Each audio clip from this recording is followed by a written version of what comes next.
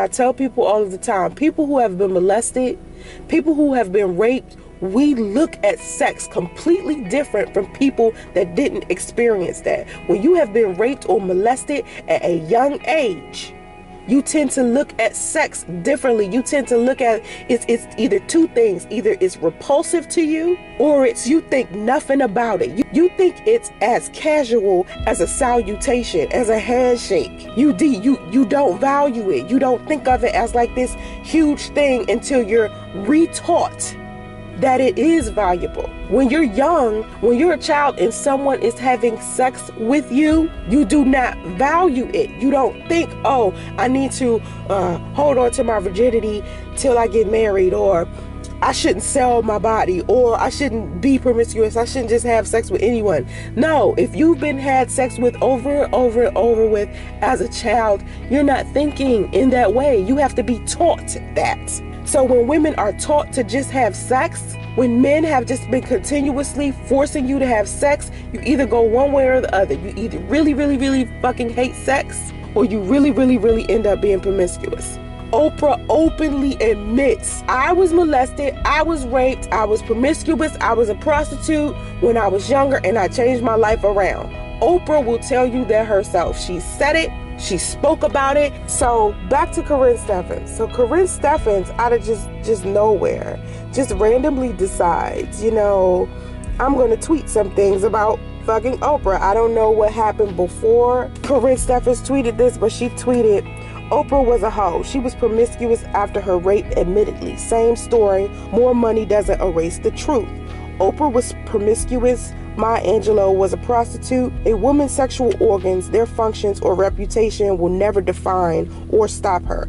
She has a valid point. She has a valid point. Karrine Steffans has been in the media recently because her and Columbus Short have just broken up, and they were supposedly married, and she just filed a restraining order against him. She was really mad at him because he cheated on her, and a lot of people are like, why are you mad?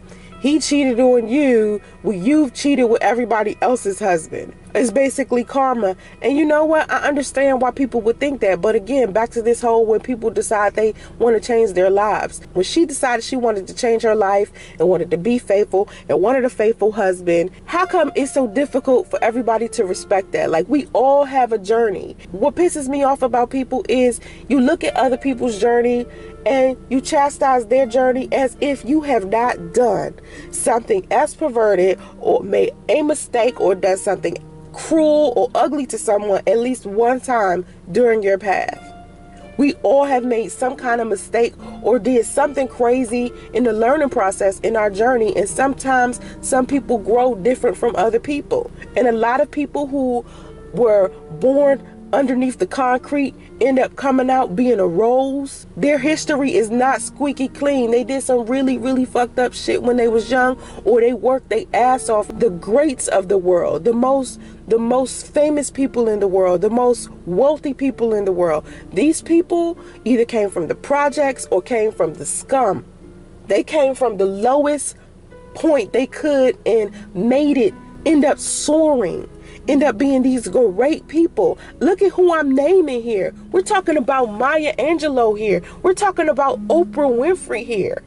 These aren't little names. These aren't little names.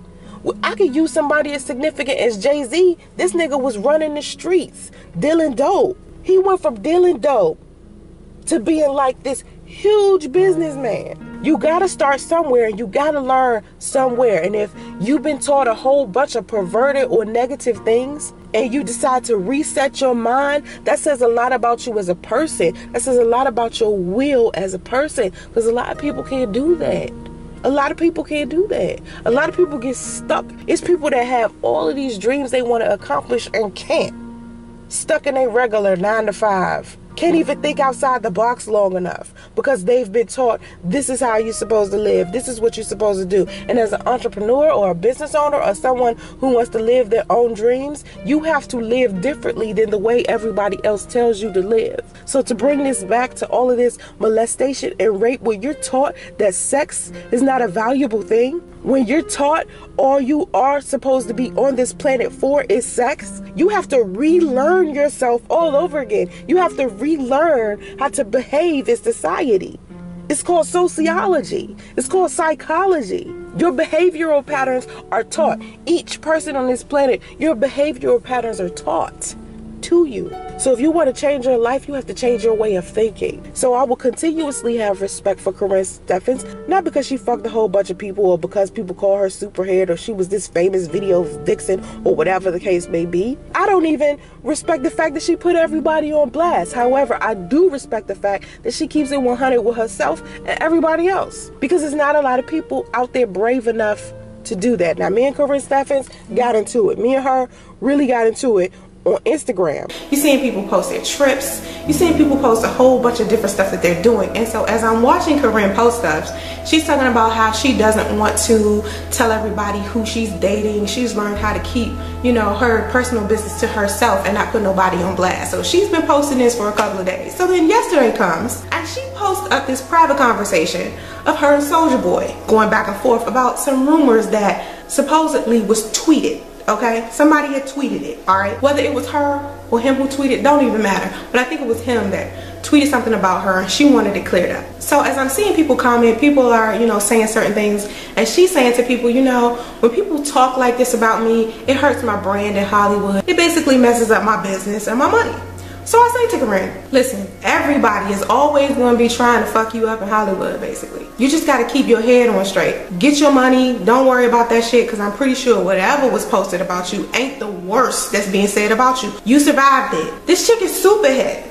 Everybody's saying all kinds of negative, ugly, cruel things about her, I'm sure. So why would something supposedly Soulja Boy said make any hell of a difference? But this is what I'm thinking in my mind, but I'm trying to tell her, you know what, listen, just keep on moving, do your thing. You a businesswoman, you getting your bread. Don't even worry about these niggas or what they saying or posting. Just let that shit go. This is basically what I'm trying to tell her. So she says to me, I don't need your advice. I'm like, whoa, clearly you do, or you wouldn't be posting private conversations that you having with Soulja Boy on Instagram. Like, haven't you learned your lesson about putting people on blast? This is a private conversation. I'm so sick of people with this. Like, if you're having a private conversation, these people are thinking this is between you and them. They're not gonna think you're gonna post it on Instagram or Facebook or whatever and try to expose them. Like, it's just really that messed up. You know, you just don't do shit like that. And I'm telling her, you know what, I'm just trying to keep you in a clear headspace with this. Like, you got to keep it moving. You can't be worried about all this stuff. I'm trying to do something positive.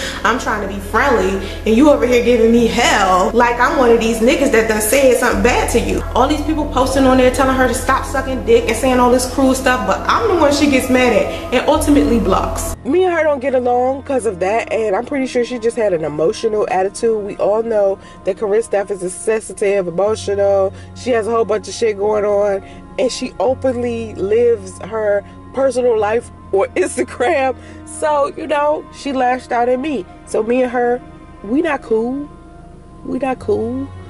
But I still have respect for the chick. And I respect Oprah, and I respect Maya Angelou, and I respect Vanessa Williams. There's plenty of women out there who have been sexually assaulted, who were promiscuous, and then decided to change their lives, and you looking at them right now thinking they're this angel, this good girl, and they was doing a whole bunch of shit they shouldn't have been when they were younger.